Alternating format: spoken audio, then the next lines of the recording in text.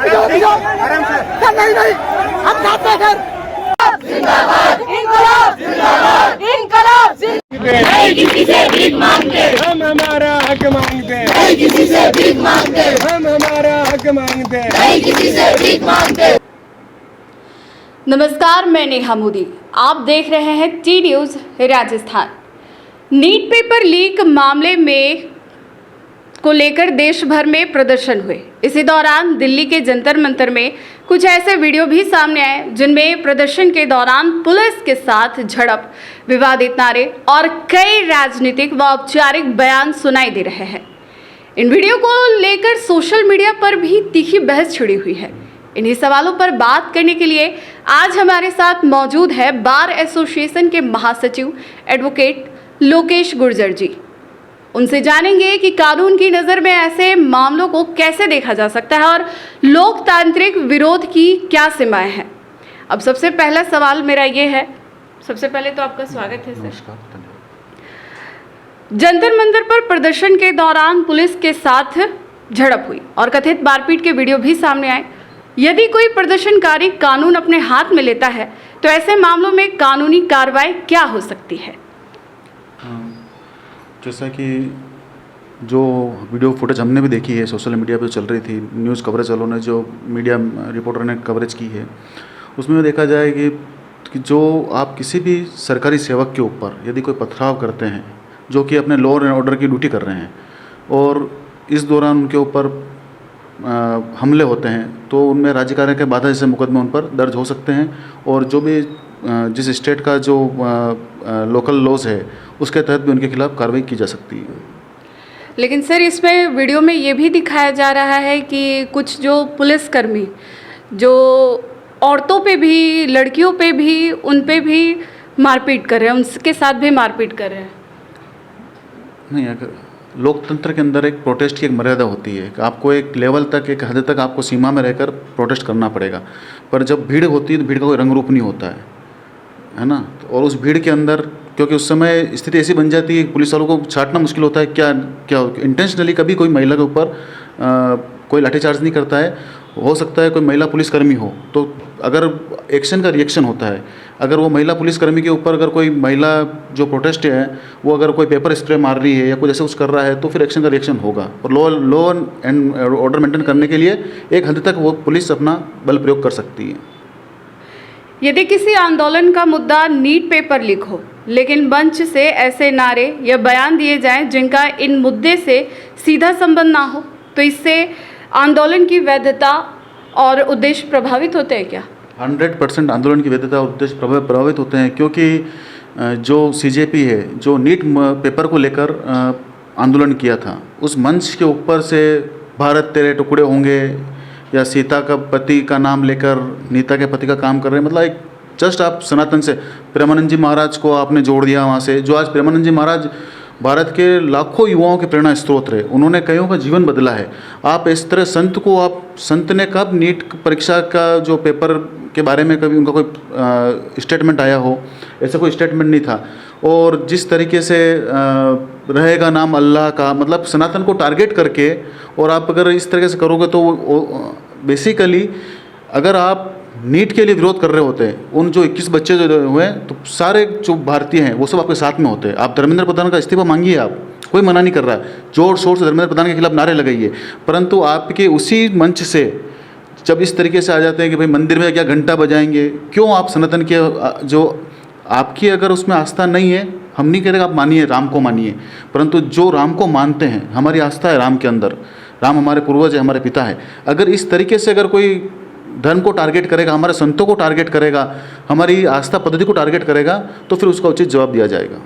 यदि भाषण से हिंसा भड़कने या सार्वजनिक व्यवस्था बिगाड़ने की आशंका हो तो प्रशासन और पुलिस की क्या जिम्मेदारी बनती है? प्रशासन और पुलिस की 100% जिम्मेदारी ये है कि जब भी आपसे अगर कोई ऐसा आंदोलन के लिए परमिशन मांगते हैं तो जो भी इस आंदोलन का ऑर्गेनाइज़र है उससे एफिडेविट लिया जाए कि भाई मेरे आंदोलन में इतने लोग शामिल होंगे, उन सबके आधार कार्ड होने चाहिए। क्योंकि कल जैसे उदयपुर के अंदर सीजेपी का जो मार्च प्रोटेस्ट हुआ शांतिपूर्वक हुआ, उसमें कोई भारत विरोधी नारे नहीं लगे, बिल्कुल उन्होंने जो उनकी बात थी धर्मेंद्र प्रधान इस्तीफा दो, इंकलाब जिंदाबाद लगाओ, हम समर्थन करते हैं कि मांगिए, अगर नीट में कोई घोटाला हुआ है आप इस्तीफा मांगिए, आप प्रदर्शन कीजिए। परंतु इस प्रदर्शन के दौरान जो आयोजक होते हैं, संचालक होते हैं, उनकी जिम्मेदारी होती है कि आपके इस प्रदर्शन के दौरान सारी जो भी आंदोलनकारी आ रहे हैं उनकी कम से कम आपको वैलिड आईडी तो पता हो, कौन है, क्या वो स्टूडेंट है या नहीं है। क्या ऐसा तो नहीं कि इस आंदोलन के अंदर कोई बीच में से उपद्रवी घुस गए हों जो मात्र आपके आंदोलन को भड़का दें, अलग से अलग दिशा दे दें। तो इस तरीके से प्रशासन की पूरी जिम्मेदारी ये बनती है कि जब भी कोई आयोजक या आलोचक जो भी संचालन कर रहे हैं जैसे मूवमेंट का, तो इनसे इनका पूरा बायोडाटा या पूरी इनकी जानकारी रखें और इनको परमिशन कंडीशन के साथ दी जाए, क्योंकि ऐसा ना हो कि आपके एक गलत भाषण से कोई पथराव हो जाए, किसी राहगीर को नुकसान हो जाए, किसी की दुकान का कांच फूट जाए, किसी ऑटो वालों का कांच फूट जाए, तो ये सारी जिम्मेदारी प्रशासन की रहती है। क्योंकि आंदोलन करने वाले चले जाएंगे, परंतु जो ऑटो लेके जा रहा है या कोई दुकानदार जो संचालन उसका कांच फूट गया, उसको वापस उसको रिपेयर कराने के अंदर बेचारी की पूरी महीने की तनख्वाह लग जाती है। इस कारण मेरा ये प्रशासन से फिर निवेदन है कि जब भी इस प्रोटेस्ट को ऐसे जिम्मेदारी दें तो कम से कम आयोजकों के आधार कार्ड, उनके टेलीफोनिक नंबर, कॉन्टैक्ट नंबर सब ले लें, ताकि उनको इससे पता चल सके कि भाई ये आयोजक कहाँ के हैं और किस मुद्दे पर आंदोलन करेंगे। तो मतलब प्रोटेस्ट में इतना टाइम मिल जाता है कि सबकी आईडी वगैरह चेक करे? क्यों नहीं मिलेगा? जब एक मैसेज से अगर तो 300-400 लोग इकट्ठे हो रहे हैं तो क्या मैं आज एडवोकेट हूँ, आज मुझे 200 एडवोकेट इकट्ठे करने के लिए टाइम लगता है, मुझे मैसेज डालना पड़ेगा, फ़ोन करना पड़ेगा, तब जाके कभी 200। इनके एक मैसेज से 300 लोग इकट्ठे हो गए, यानी कि प्लानिंग पहले से है। 300-400 लोग आज स्टूडेंट मतलब बिना माँ बाप को बताए 17 साल से कम एज के बच्चे यहाँ पे प्रोटेस्ट करने आ रहे हैं, तो कहीं ना कहीं ये मैसेज तैयारियाँ पहले से चल रही है, इसको आइडेंटिफाई करना पड़ेगा। वरना 300-400 आज किसके पास समय है कि वो जाके खड़ा रहे। आज नीट के अगर आप कल आपने कवरेज किया होता तो हो सकता है कि नीट की फुल फॉर्म भी मालूम नहीं, वीडियो को जो दिल्ली के अंदर पूछा जिनको कि नहीं हम तो बस ऐसे ही आ गए, नीट की जो मतलब फुल फॉर्म उनको मालूम नहीं है, कौन एग्ज़ाम कराता है, कितने नंबर का पेपर होता है, और कोई जानकारी नहीं, बस केवल वो डफली लेके गैंग लेके और लेके रहेंगे आज़ादी और चल छैया, मतलब इस तरीके से प्रोटेस्ट, ये प्रोटेस्ट है आपका? आप क्या मैसेज देना चाह रहे हैं? आप आंदोलन के नाम को बदनाम कर रहे हैं। आंदोलन होता है एक ध्वज के तले, जहाँ पे एक तिरंगा ध्वज होगा और जिसके अंदर वंदे मातरम लगाओ, आप इंकलाब जिंदाबाद, फिर आपके जिससे आपके विरोध है आपका, आप मांगो धर्मेंद्र प्रधान का इस्तीफा मांगो, धर्मेंद्र प्रधान मुर्दाबाद करो, कुछ भी करो आप, परंतु ये भारत तेरे टुकड़े होंगे, उमर खाली जिंदाबाद लेके रहेंगे, आज़ादी किस बात की आज़ादी? मतलब इसमें जो कुछ छात्र हैं उसको तो सिर्फ भड़काने के लिए ही, मतलब अपने भड़काने के लिए वहाँ पे, ताकि और उग्र हो प्रदर्शन। मैं उदयपुर की बात करूं तो उदयपुर के अंदर जो जितने छात्र नेता हैं, जो सुखड़ा यूनिवर्सिटी के छात्र नेता हैं, चाहे मयूरध्वज सिंह चौहान हो, रौनक राज सिंह सक्तावत हो, रौनक माथुर हो, मतलब जो भी भवानी शंकर बोल सब रहे हुए हैं, इन सब के आंदोलन देखिए आप, चाहे कांग्रेस पार्टी के हों, कांग्रेस पार्टी के युवा गौरव प्रताप जी हैं, बोल्ड आवाज़ है, इनके प्रोटेस्ट देखो आप, कभी कोई भारत विरोधी कुछ गतिविधि नहीं होती है। एक अलवर से आके उसने एक मैसेज इकट्ठा किया और 400-500 लोग यहाँ से इकट्ठे हो जाते हैं, ये प्रशासन को सोचने के लिए जिम्मेदार है। और मैं फिर कह रहा हूँ 1982 से हम हाईकोर्ट आंदोलन कर रहे हैं, एडवोकेट, हमारी कई पीढ़ियाँ से आंदोलन की भेंट चढ़ चुकी है, पर आज दिन तक हमारे इस आंदोलन से हमने कभी भारत तेरे टुकड़े होंगे नारे नहीं लगाए। हम संविधान में विश्वास रखते हैं, भारत माता की जय बोलते हैं, इंकलाब जिंदाबाद बोलते हैं, हमारे साथ हिंदू भी है, मुस्लिम भी है, सिख भी, ईसाई है, परंतु जब हम आंदोलन करते हैं हम वी आर एडवोकेट और वी आर इंडियन। जैसा कि आपने बोला कि जो स्टूडेंट है उन सबका आईडी वगैरह चेक करना, तो वीडियो में ये भी देखा गया है कि जो पुलिस है उनके पास आईडी नहीं है और ना ही उनके नेम प्लेट है। पुलिस के अंदर कई विभाग होते हैं, कुछ स्पेशल्स होते हैं जिनको वर्दी नहीं पहनना पड़ता है, क्योंकि अगर वर्दी लगा लेंगे तो पता कैसे चलेगा कौन आंदोलनकारी है और कौन मतलब उपद्रवी है। नहीं, वो वर्दी में तो है, लेकिन उनके नेम प्लेट नहीं है, उनकी आईडीज़ वगैरह ऐसा कुछ नहीं दिखाया गया है। पर पुलिस का जो सुपीरियर जो अथॉरिटी है ना, हाँ, वो अपने आप में आईडी है।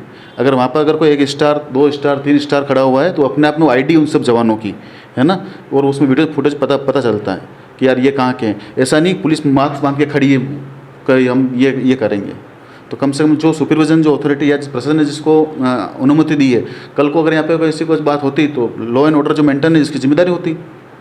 तो सर मेरा ये लास्ट क्वेश्चन है कि छात्रों और युवाओं को आंदोलन करते समय किन बातों का विशेष ध्यान रखना चाहिए ताकि उनका विरोध भी दर्ज हो और कानून भी ना टूटे?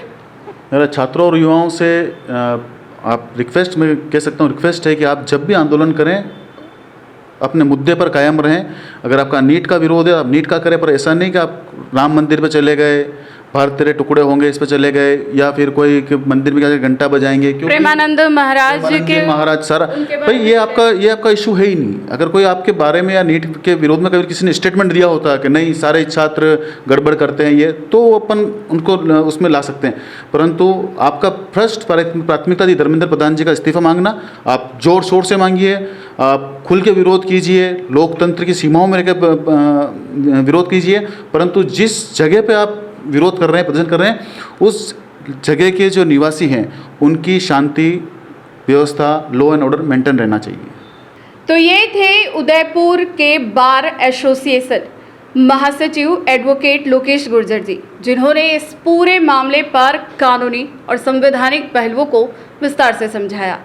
आपकी इस विषय पर क्या राय है हमें कमेंट करके ज़रूर बताइएगा, और वीडियो पसंद आया हो तो लाइक करें, शेयर करें, और ऐसे ही निष्पक्ष खबरों और विश्लेषण के लिए जुड़े रहिए टी न्यूज़ राजस्थान के साथ। नमस्कार।